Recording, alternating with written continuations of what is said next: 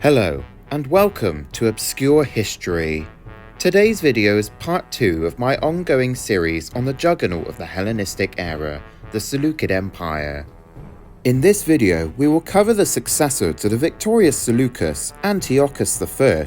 Through his reign, we will examine how the wider world transitioned from the Diadochi to one where Hellenism was rapidly expanding. Before we get started, I would like to quickly thank those of you who have shown an interest in the content I produce. Any and all support has been very appreciated. So with that said, let us delve back into the Seleucid Empire through the reign of Antiochus I Soter.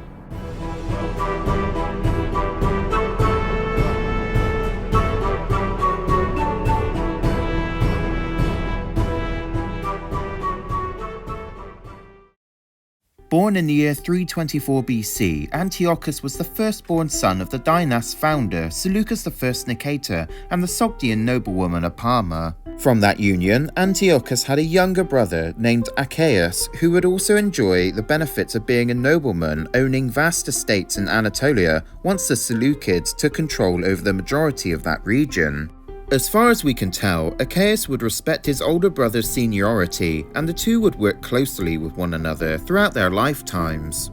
Not much is known of Antiochus's earlier years whilst at Babylon, as Seleucus at this time was already in the high position as satrap of Babylonia within the Macedonian Empire. We can safely assume that he enjoyed an education befitting a boy of the noble Macedonian order. When Seleucus fled Babylon in 315 BC following the arrival of Antigonus the One-Eyed, it is more than likely that Seleucus's family, including Antiochus, fled with him to Egypt. Here, he would have continued his studies whilst no doubt enjoying the many sights Egypt had to offer, whilst under the protection of both Seleucus and the satrap of Egypt, Ptolemy. Following Seleucus's reclamation of Babylon in 311 BC and the subsequent expansion into the eastern satrapies, the prestige and importance of the Seleucid house skyrocketed. As the firstborn son to the man who proclaimed the new Seleucid Empire in 306 BC, the pressure to continue Seleucus's legacy was always going to fall on the shoulders of young Antiochus. The first recorded event we have attributed to him in a military capacity was at the all-important Diadochi-era battle at Ipsus in 301 BC. At just 18 years old, Antiochus was placed in command of the left contingent of cavalry, traditionally the lesser important wing of the two within the Macedonian hierarchy of warfare, but still an important role nonetheless. When Demetrius Poliorcetes maneuvered around the line of allied elephants in the front, he focused his charge against the opposing cavalry under Antiochus. With the bulk of the cavalry most likely being on the right wing of the army's formation, Antiochus stood little chance against the charge of the more numerous Antigonid horses. Taking flight to avoid complete catastrophe for the allies, Antiochus left the field with Demetrius in hot pursuit. As we have already explored, however, in episode 1, this chase would actually cause the downfall of the Antigonids in this battle. There are two views we can take away from Antiochus's first battlefield experience. The first being he was placed into a position where he was way in over his head. After all, being able to check the advance of the opposing cavalry was vital in keeping the Macedonian phalanx and light troops in the centre protected, which he ultimately failed to uphold. The fact that he was also up against the infamous Demetrius also doesn't help. Whilst they were both second-generation successors, Demetrius was already 35 years old at the time and had already fought numerous battles on land and sea within the wars of the Diadochi. Also linking into the fact mentioned earlier about the left wing of cavalry being less prestigious than the right, Antiochus most likely only had a skirmishing force with him, which already puts him at a disadvantage against the heavier Macedonian lancers. But this leads me to the second view, that being his retreat off the battlefield was part of the plan the entire time. It makes sense for the allies to lead Demetrius away from the main force, as he was Antigonus's main trump card in winning the fight, given his advanced age. The lighter cavalry would have been far faster at getting away from the struggle and could easily keep their distance. This view is further backed by the fact that a good portion of the Indian elephants were stationed behind the allied army to stop Demetrius from attempting either an envelopment action of the infantry or to rejoin the main Antigonid force. Personally, I am of the mindset that this latter view is the truth, meaning this whole operation, including Antiochus's flight, was the brainchild and masterplay of Seleucus. Seleucus would have known of Demetrius's hot-headed temperament from previous battlefield experiences, such as that at Gaza in 312 BC.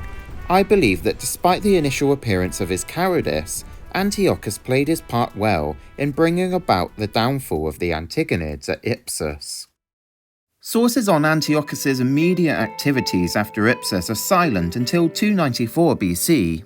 In episode 1 of this series, I briefly touched on the weird incident involving Seleucus, Antiochus, and Stratonice, whereby the latter, the daughter of the then king of Macedon, Demetrius Poliorcetes, was remarried to Antiochus after first being with Seleucus. I also explained the wider geopolitical reasons for such a coupling to take place. At the time, however, this was explained away by affirming that Antiochus actually suffered from an affliction known as lovesickness. Throughout antiquity, lovesickness was classified as a depressive disease, with the main symptoms consisting of sadness, insomnia, despondency, dejection, and physical debility. Surprisingly, the only way to cure one of this so-called disease was if the individual suffering from it was able to acquire the person of interest. Of course, nowadays, we would not classify this as a disease, but to the ancients, it was a very real and even deadly threat if one was not careful with their affections, with several cases being recorded, one of these being of Antiochus. The following episode comes from Plutarch in his work, The Parallel Lives. The specific section of this I will be referring to is in the life of Demetrius. Quote, "For it came to pass, as it would seem, that Antiochus fell in love with Stratonice, who was young and was already mother of a little boy by Seleucus. Antiochus was distressed and resorted to many means of fighting down his passion, but at last, condemning himself for his inordinate desires, for his incurable malady, and for the subjugation of his reason, he determined to seek a way of escape from life and to destroy himself gradually by neglecting his person and abstaining from food under pretense of having some disease. But Erasistratus, his physician, perceived quite easily that he was in love, and wishing to discover who was the object of his passion, a matter not so easy to decide, he would spend day after day in the young man's chamber, and if any of the beauties of the court came in, male or female, he would study the countenance of Antiochus and watch those parts and movements of his person which nature had made to sympathize most with the inclinations of the soul. Accordingly, when anyone else came in, Antiochus showed no change, but whenever Stratonice came to see him, as she often did either alone or with Seleucus, those telltale signs of which Sappho sings were all there in him. Stammering speech, fiery flushes, darkening vision, sudden sweats, irregular palpitations of the heart, and finally, as his soul was taken by storm, helplessness, stupor and pallor. And besides all this, Erasistratus reasoned further that in all probability the king's son, had he loved another woman, would not have persisted to the death in refusing to speak about it. He thought it a difficult matter to explain the case fully to Seleucus, but nevertheless, relying on the father's kindly feelings towards his son, he took the risk one day and told him that love was the young man's trouble, a love that could neither be satisfied nor cured. The king was amazed and asked why his son's love could not be satisfied. "Because indeed," said Erasistratus, "he is in love with your wife." "Then can't you not, Erasistratus," said Seleucus, "since you are my friend's son, give him your wife in addition to your friendship, especially when you see that he is the only anchor in our storm-tossed house?" "You are his father," said Erasistratus, "and yet you would not have done so if Antiochus had set his affections on Stratonice." "My friend," said Seleucus, "would that someone in heaven or on earth might speedily convert and turn his passion in this direction, since I would gladly let my kingdom also go, if I might keep Antiochus." So spoke Seleucus with deep emotion and many tears, whereupon Erasistratus clasped him by the hand, and told him he had no need of Erasistratus, for his father, husband, and king, he was himself at the same time the best physician, also for his household. Consequently, Seleucus called an assembly of the entire people, and declared it be his wish and purpose to make Antiochus king of all Upper Asia, and Stratonike his queen, the two being husband and wife. He also declared it to be his opinion that his son, accustomed as he was to be submissive and obedient in all things, would not oppose his father in this marriage, and that if his wife were reluctant to take this extraordinary step, he called upon his friends to teach and persuade her to regard as just and honourable whatever seemed good to the king and conducive to the general welfare. On this, we are told, Antiochus and Stratonike became husband and wife. Heading eastward to his assigned area of the empire, Antiochus was given Bactria to personally control, whilst also being the overseer of the other neighbouring satrapies. Seleucus had received reports of nomadic Saca raiders who took to plundering the countryside of Sogdiana and Margiana. This is the first recorded raid from the Saca since their decisive defeat by Alexander at the Battle of the Jaxartes River nearly 40 years earlier. Once there, we are told Antiochus was able to restore order by putting an end to the raids. He was able to repair most of the damage inflicted, and in true Seleucid fashion, he established a number of settlements throughout the upper satrapies to further consolidate the empire's position in this region. During this time, Antiochus also dispatched a notable Greek geographer named Patroclus to explore the Caspian Sea in order to further open up trade in the east, probably on the orders of Seleucus. Out of all the cities in the east to benefit from early Seleucid patronage, one in particular stands head over shoulders above the rest. I am referring to the settlement of Ai-Khanoum.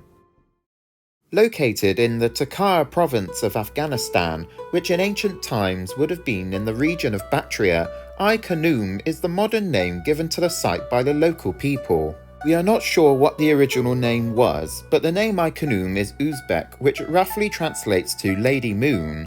Either originally a settlement founded by Alexander or of the early Seleucids, it saw great expansion under the watchful eyes of Antiochus. The quantity of silver and gold coins bearing the name and bust of Antiochus is a solid and physical testimony of Ai-Khanoum's growing importance in this far-flung region of Hellenistic civilization. It's worth noting that whilst these coins depict the standard motifs of the Seleucids during this time and were clearly of Greek design, the coins unearthed have a distinct look to them. Being pretty much a one-of-a-kind find in this part of the world, the ruins of Ai-Khanoum are invaluable in bettering our knowledge of the Hellenic world at this point in time, but one which is sadly being chipped away by looters and treasure hunters. I definitely want to revisit Ai-Khanoum in more detail within another video, as our understanding of this site will no doubt change in the years to come, but for now I will leave it there. By 281 BC, word would have reached Antiochus of his father's murder at the hands of Ptolemy Carinus. We're unsure if he was residing in Babylon or was further east at the time, but he was immediately beset by a revolt in Syria. Antiochus marched west, where he would eventually restore the status quo in that region. The Syrian revolt was instigated in large part by Ptolemaic ambition and coin. No doubt the ruler of Egypt, Ptolemy II Philadelphus, wanted to test the limits of his influence now that old Seleucus was out of the picture. We also know that the Ptolemaic fleet was operating along the southern coastline of Anatolia, which was able to make minor encroachments into Seleucid territory, but the monarch of Asia was too busy dealing with the unrest in Syria to form a proper response. The actions Antiochus took in the first few years of his sole reign would be vital in ensuring continued Seleucid dominance in the emerging Hellenistic world. It quickly became apparent that his expansive territories would come under threat from multiple outside forces all at the same time. The vultures were circling over the young empire, probing the outskirts for signs of weakness, and it fell to Antiochus to do his best to keep it together. As Seleucid rule was still fragile in Anatolia, consisting only of a few scattered garrisons, most of the issues Antiochus would face would be in that region. Whilst he was busy bringing order to Syria once more, the local dynasts of Bithynia and Cappadocia saw their opportunities to go their separate ways from the empire. Antiochus sent armies under subordinate generals to deal with both problems, but neither achieved their goals. In the case of Bithynia, the Seleucid army was heavily defeated by the old self-declared king Sepoites I. Not far from Bithynia, the de facto lord of Pergamum, Philotyros, wished to be on the good side of the new king by purchasing the corpse of Seleucus, which he then promptly gifted as a goodwill gesture. However, that did come with the conditions that Pergamum would remain under Seleucid influence, but would be essentially a semi-autonomous city, which no doubt annoyed Antiochus to a degree. The lord of Asia was also at odds with the son of Demetrius Poliorcetes, Antigonus II Gonatus, as both had claims over Macedon. Whilst Ptolemy Carinus held the throne of Macedon in practice, Antigonus was able to hold out in the few key positions he still held throughout Greece, and could present a challenge to Antiochus. Now that he had dealt with the Syrian revolt, Antiochus rushed to the coast of western Anatolia, where Antigonus had enjoyed minor successes. However, the Seleucid monarch made the unexpected decision to prioritize this threat over all others. Observing the larger Seleucid force approaching him, Antiochus weighed up his options and fewer resources and came to an agreement with the king of Asia. The two men agreed that they would keep to their respective continents and would not interfere with each other's zones of influence. This decision would prove to be a great one for the Seleucids, as Antigonus would eventually become king of Macedon following the fate of Ptolemy Carinus, which we will get to in a minute. Additionally, this would also be the start of an unbroken bond of friendship between the Antigonid and Seleucid houses right up until the Roman conquest of Macedon 112 years later. However, if Antiochus felt any reprieve after making this pact, then he would have to think again, as a large band of barbarians had entered the scene from northeastern Europe. The Celts had arrived, bashing down the doors of the Hellenistic world in their wake. By 279 BC, a large force of migrating Celts under the leadership of Brennus had begun pouring over the southern bank of the Danube River in Europe. These Celts ended up annihilating the army of Ptolemy Carinus, killing the man himself, thus in a strange twist of fate indirectly avenging the death of Seleucus.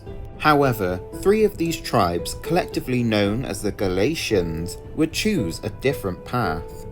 Making their way through Thrace, the Galatians were met with the Straits of the Hellespont. If you will recall, I mentioned that one of the breakaway regions of the Seleucids was Bithynia. The two sons of the self-proclaimed king, Sepoites I, were at odds with one another over who should succeed him, as Sepoites had died in 278 BC. One of the brothers, Nicomedes I, sensed the opportunity presented with the arrival of the newcomers. In exchange for helping them make the crossing into Anatolia, Nicomedes pressed 20,000 of these Galatians into military service to be rid of his brother, thus the Galatians were in Asia by 278. By 277 the plan worked, with the other brother being defeated and killed, but Nicomedes soon lost control over the Galatians, who took to raiding Greek coastal settlements along the Ionian coastline. Homeless and in strange new lands, the next 2 years saw the Celts wreaking havoc across the Hellenistic states of Anatolia, with little in the way of opposition. With his position finally stabilized enough to project power outwards, Antiochus marched his troops to confront the menace and would meet the Galatian horde on the plains near the Seleucid capital of Anatolia at Sardis in 275 BC, finally checking the Celtic advance. With a considerable bulk of his army holding down key positions throughout the empire to keep the peace, Antiochus grew wary of the superior numbers which made up the Galatian host. On the night before the battle, Antiochus supposedly met Alexander in a dream, who told him to use the password health in the upcoming fighting, thus restoring some confidence in the Seleucid monarch. On the morning before the fighting, one of his generals named Theodotus of Rhodes advised the king to place the Indian elephant detachment as a vanguard to panic the horses of the Celts, as they were not used to the smell of the lumbering giants. Heeding the advice, Antiochus watched on as the Galatian horses quickly panicked and bolted in every direction, allowing for the rest of the army to move in and slaughter the fleeing enemy. The story of the Galatians would not end there, however, as Antiochus would settle them in a reserve in central Anatolia. They would often be employed as hired shock troops to the various Hellenistic powers of the region. This would perhaps be the highlight of Antiochus's military career and was the reason for his epithet Soter, the saviour, being given to him by the Greeks of Asia Minor, who hailed him as such for coming to their aid. Following the fight, which has been dubbed the Battle of the Elephants, Antiochus for his part was distressed, as they would certainly have lost if it weren't for the elephants. With the Galatian menace finally subdued, Antiochus soon turned his attention south to the lands of Ptolemy II Philadelphus. In 274 BC, he arranged the marriage of his daughter Apama II to Ptolemy's half-brother Megas, who had been appointed as governor of Cyrene, a Greek city along the African coast west of Egypt. The idea that Antiochus had was a clever one, as it gave him an ally on the other side of Ptolemy's position, making him more isolated and caught in a pincer. It would also have the potential of placing a Seleucid princess on the throne of Egypt should Megas become king. It would not take much to ignite the flames of what historians have dubbed the Collier Syria question. As I explained in episode 1, Collier Syria was a strip of land which consisted of parts of southern Syria and Lebanon, which proved to be a strategic buffer zone between the two Hellenistic kingdoms. The kingdom who controlled these lands would have far easier access to the other's core territories, and it consisted of key border settlements such as that of Damascus. Later in 274 BC, Megas revolted from Egyptian rule, probably with the further incentive of Seleucid gold, which sure enough infuriated Ptolemy to the point where he launched an invasion of Seleucid Syria, marking the start of the First Syrian War. With the main Ptolemaic army making their way through Collier Syria, they were met with some initial success as per surviving Babylonian chronicles. Through the use of his naval dominance in the eastern Mediterranean, Ptolemy was also successful at driving many of the Seleucid coastal garrisons out of Cardia and Cilicia in southern Anatolia. Responding to Ptolemy's invasion, the king of Asia met the main Ptolemaic army in Seleucid-held Syria, where he was victorious in driving them off. Seleucid forces then proceeded to take most of Collier Syria, as well as re-establishing themselves in southern Anatolia.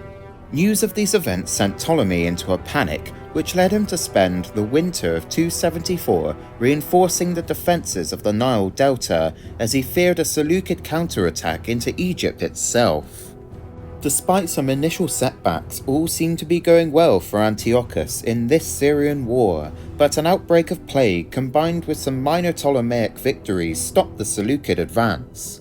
Wanting to save face, Antiochus was able to bring Ptolemy to the peace table by 271 BC, whereby it was agreed that all the taken territory was handed back to Egypt, meaning in the end both sides stood to gain nothing.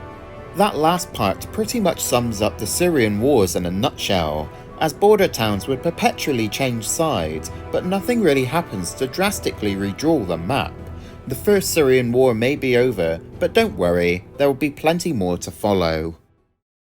With the empire now in a stable enough position, Antiochus took time to enjoy more cultural pursuits.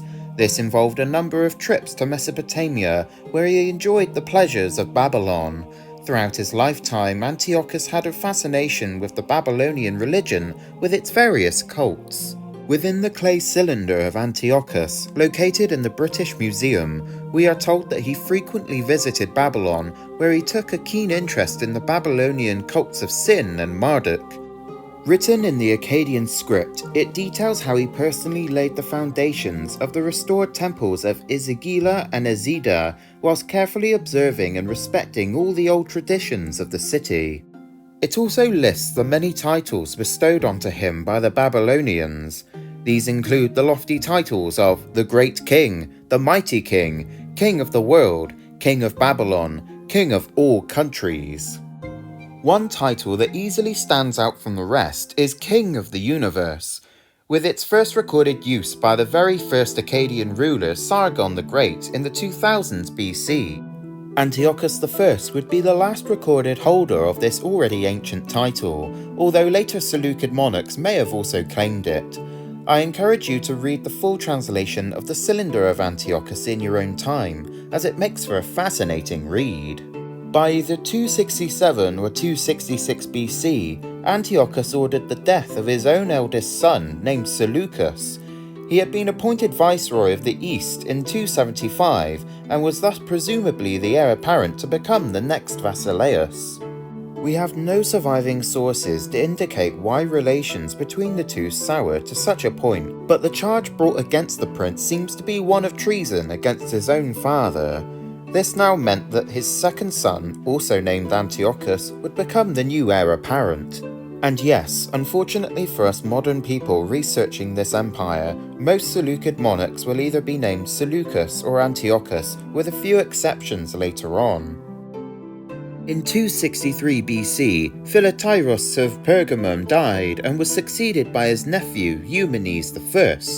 Unlike his uncle, Eumenes entertained the idea of a fully independent Pergamon state, quickly earning the ire of Antiochus. He would find himself near the city of Sardis once more, where the two armies met and fought a pitched battle, with Antiochus being heavily defeated.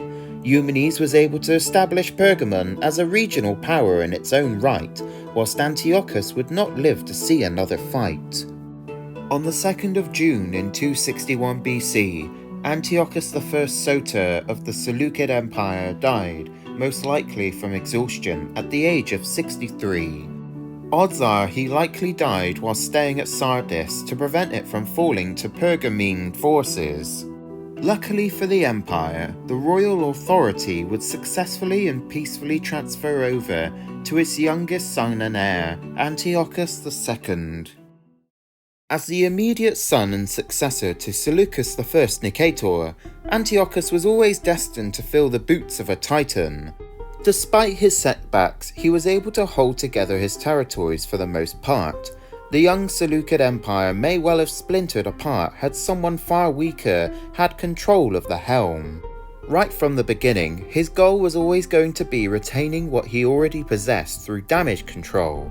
The alliance with Antigonus Gonatus shows that by that point he clearly saw the time where the dream of one person ruling over the whole of Alexander's empire had come to pass.